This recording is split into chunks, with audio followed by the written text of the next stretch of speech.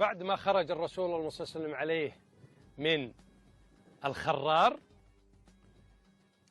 ومر بمكان يسمى غدير خم. غدير خم، وغدير خم هذا ليس على الجادة العظمى طريق البخور، طريق رحلة الشتاء والصيف، إنما هو منتحيا عنها شرقا مسافة حوالي كيلو. يأتون له الناس، كان كما ترون فيه نخل، كان فيه ماء، كان فيه نخل كما ترون، شوفوا ميت النخل، يستظلون فيه ويشربون. الركب النبوي مر به من الخرار إلى غدير خم إلى ما أحيا، والرسول مهاجر.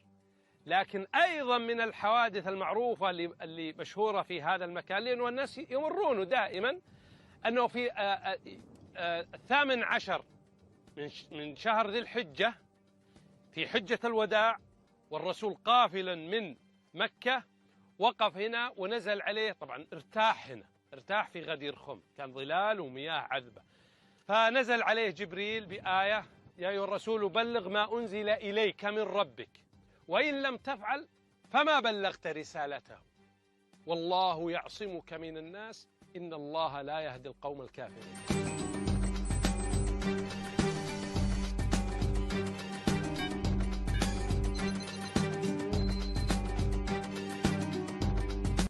إذا نظرت في طريقة النبي في التهيؤ لهذه الخطبة، تلاحظ النبي اختار المكان واختار الزمان اللي هو اليوم 18 من ذي الحجة، يعني بعد 4 أيام من مسير الطريق.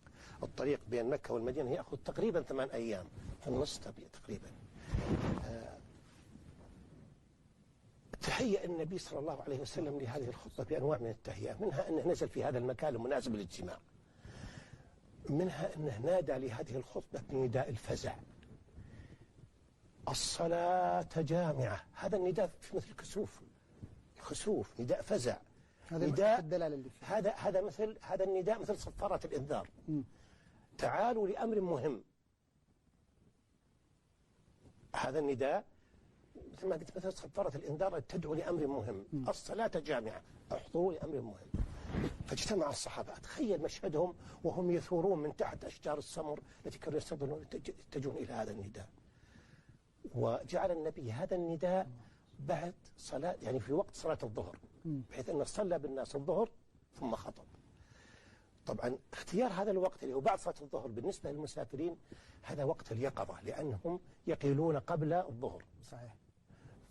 فهو وقت الاستيقاظ بقوة، يعني الإنسان قد استجم واستراح وتهيأ، ليس مجهودا ولا متعبا، مهيأ. فلما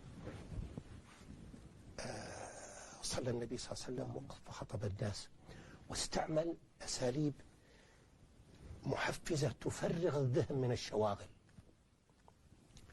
حتى يلقي القضية التي يريد إلقائها، يفرغ الذهن، مثل ما خطب في منى، فقال للناس: أيها الناس، أي بلد هذا؟ أي شهر هذا؟ أي يوم هذا؟ الأسئلة المتوالية تعطي أهمية، تفرغ الذهن بحيث يتشوف لما بعدها. هنا قال: أيها الناس، إنما أنا بشر يوشك أن يأتيني رسول ربي فأجيب. عليه الصلاة والسلام. يعني أنا أوشك أن أغادركم وأن أستجيب نداء الله باللحاق بالرفيق الأعلى والمحل الأسمى. هذه بحد ذاتها تهيئ النفوس لما بعدها. هذا خطاب فيه لوعة الوداع، هذا خطاب مودع. فماذا سيقول وبماذا سيوصي؟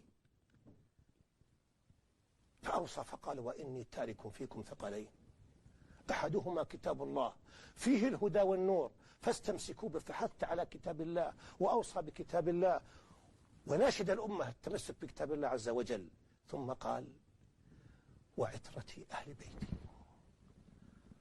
أذكركم الله في أهل بيتي، أذكركم الله في أهل بيتي، أذكركم الله في أهل بيتي.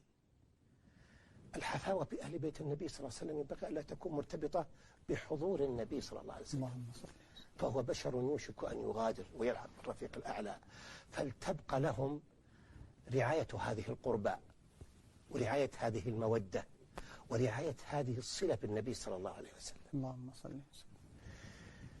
ثم خص من أهل بيته بعد أن خص من أمته آل بيته، خص من أهل بيته حبيبا، فقال أيها الناس ألست أولى بكل مؤمن من نفسه؟ قالوا بلى. قال ألست أولى بكل مؤمن من نفسه؟ قالوا بلى يا رسول الله. قال ألست أولى بكل مؤمن من نفسه؟ لاحظ تكرار الأسئلة هو نوع من تفريغ الذهن. طيب ايش بيقول بعد ذلك؟ قالوا بلى يا رسول الله لأنت أولى بكل مؤمن من نفسه. 3 أسئلة يرددها. طيب ما بعدها؟ فأخذ بيد علي. لاحظ كل هالألوف الزحوف حول النبي صلى الله عليه وسلم، علي هو اللي كان قريبا منه. ولك أتخيل أن النبي أتى إلى المكان ويده بيد علي، ووقف وجنبه بجانبه علي، لأنه وهو يخطب أخذ بيده، إذن هو جالس جنبه قريب منه، أخذ بيد علي فأقام.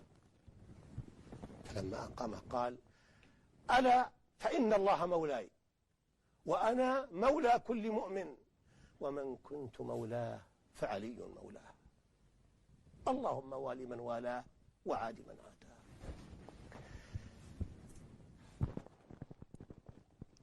يكاد ينخلع القلب ويتخيل مشاعر علي عليه السلام، ويده تشتالها يد رسول الله صلى الله عليه وسلم فترفعها، وهو يقول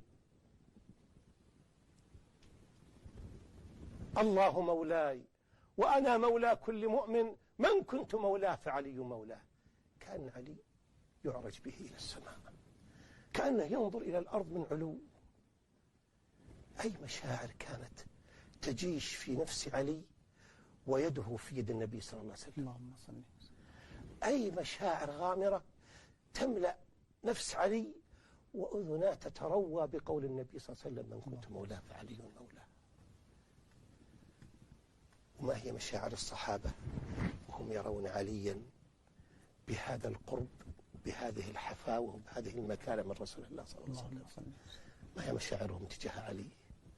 لذلك يقول بريدة بن حصيب رضي الله عنه فما كان أحد بعد رسول الله صلى الله عليه وسلم أحب إلي من علي. الله أكبر. وجاء عمر رضي الله عنه إلى علي وقال ليهنك يا ابن أبي طالب أنك أصبحت وأمسيت مولى كل مؤمن ومؤمنة. الله. هنيئا لك أن جعل النبي صلى الله عليه وسلم ولايتك من ولايته، فولاية النبي صلى الله عليه وسلم وموالاته أعظم من الموالاة التي بين المسلمين بعضهم مع بعض، فجعل النبي صلى الله عليه وسلم لعلي هذه الرتبة من الولاية والموالاة. هذا الحديث يبرز فضيلة علي رضي الله تعالى عنه، يبرز فضيلة علي ومكانته، وهو من الوفاء النبوي لعلي ومن تطيب